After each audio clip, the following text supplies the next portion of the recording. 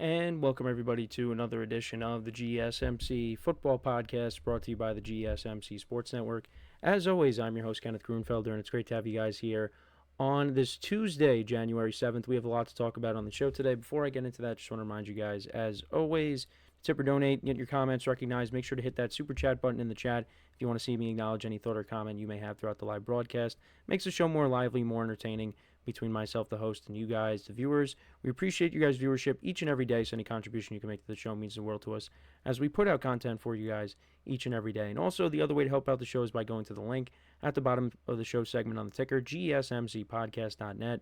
That is GSMCPodcast.net.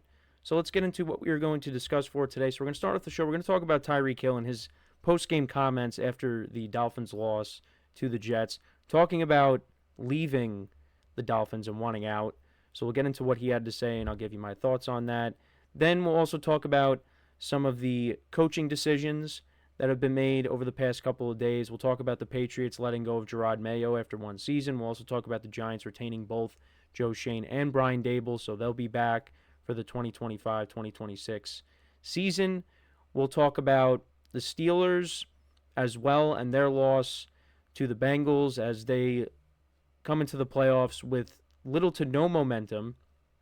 And then we'll also talk about the Bears snapping their losing streak against the Packers, as the Packers are kind of limping into the playoffs a little bit ahead of their matchup against the Eagles on Sunday. I apologize for the late start. Had some technical issues getting in, but I think they were solved, so hopefully there's no issues throughout the broadcast.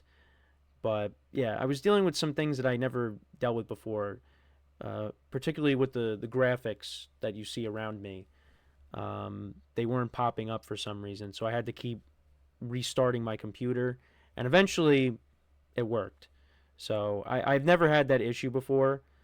Hopefully it doesn't happen again, but if it does, just bear with us throughout the show here. But yeah, let's get into the first topic, which is discussing Tyreek Hill possibly leaving the Dolphins. So he made these comments after the Dolphins' most recent loss to the Jets. The Jets winning that game 32-20, and he was pretty upfront about leaving. So basically, this is what he had to say, and this is courtesy of the Miami Herald. After the game, he said, "This is the first time I haven't been in the playoffs. For me, I have to do what's best for me and my family. If that's here or wherever the case may be, I'm going to open the door for myself. I'm opening the door. I'm out. It was great playing here." So yeah, it was pretty blunt about it. Mike McDaniel made some comments after the game. He said, "I'm not going to be too much weight on secondhand post-game disappointment statements. We will see how the next couple of days progress in convos with him and I." Yeah, so interesting to say there. Javon Holland also commented, "At the end of the day, it's a business. He says he has to do whatever is best for his family. That's how he's feeling. As a leader of the team, if he's feeling that way, he has a right to, because he is his own man and he wants to put himself in the best position to be successful as well. If that's how he felt, that's how he felt, and that's how he's going to continue to move. That's his own prerogative. I don't have any negative or positive feelings towards it."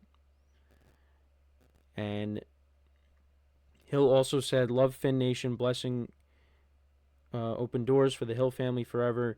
Nothing but respect and love." And then he also, so he photoshopped his face over Antonio Brown. When Antonio Brown went off the field against the Jets in 2021, when he took off his uniform and he was throwing his gloves into the crowd, Tyreek Hill photoshopped himself over Antonio Brown, and that's his profile picture. Now, what's kind of funny is that Antonio Brown's last game in the NFL came against the Jets at MetLife Stadium. And could it be possible that Tyreek Hill's last game. Well, not that last game entirely, but his last game with his team comes against the Jets at MetLife Stadium. And also the Buccaneers play in Florida. So, just kind of a weird way to tie it all together. Now, Tyreek Hill didn't, take off his uniform and just throw it into the stands, but he is displeased. And looking at his stats from the 2024 season, he did not have as good of a season as he wanted to have. And a lot of that had to do with the fact that Tua was hurt for most of the year. And the Dolphins' offense was pretty bad while Tua was out. And, that is going to have an impact on your production level. Now, you could also say, well, if Tyreek Hill is such a good receiver, he should be able to succeed with whatever quarterback takes over. And that's true. I mean, we've seen receivers over the years produce with no matter what quarterback is behind center. Like, look at DeAndre Hopkins and what he had to deal with his whole career, basically. But yeah, Tyreek Hill this past season, only 6 touchdowns on the year, under 1,000 yards. He had 959 receiving yards and 81 receptions. Compared to last year, where he had 119 receptions, he had almost 1,800 yards receiving and 13 touchdowns. But again, a lot of that had to do with Tua not being out there. So I'm not really going to say, well, if he was so great, he should still be able to produce. But no, it's just the Dolphins were not a good offense. I mean, look at some of the games that, they had Tyler Huntley playing. And, you had Skylar Thompson in for a game as well. It's just, there wasn't good quarterback play. And had Tua played the whole season, Tyreek Hill's numbers would have been better. And the Dolphins probably are in the postseason right now.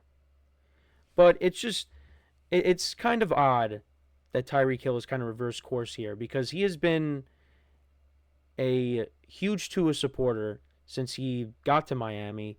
Now all of a sudden you want to jump ship and go elsewhere? Now, I looked into, I went and looked back for why he left Kansas City. And this is what he said on Shannon Sharp's podcast a couple years ago. He said, there'd be some games where I'd get 2 targets, I'd get 3 targets. We'd go into meetings and my coach would be like, we've got to get you involved. We got to get you involved. So I'm calling my agent every week after they say some crazy stuff like that. Like, I've got to get out of here. So he was frustrated with his usage in the Chiefs' offense. So that's part of the reason why he left. And also he said, with no state income tax, I'm basically living in my house for free right now. When talking about, going to Miami. That goes to show how valuable I am to them as opposed to how valuable I could be to Miami. So here I am today.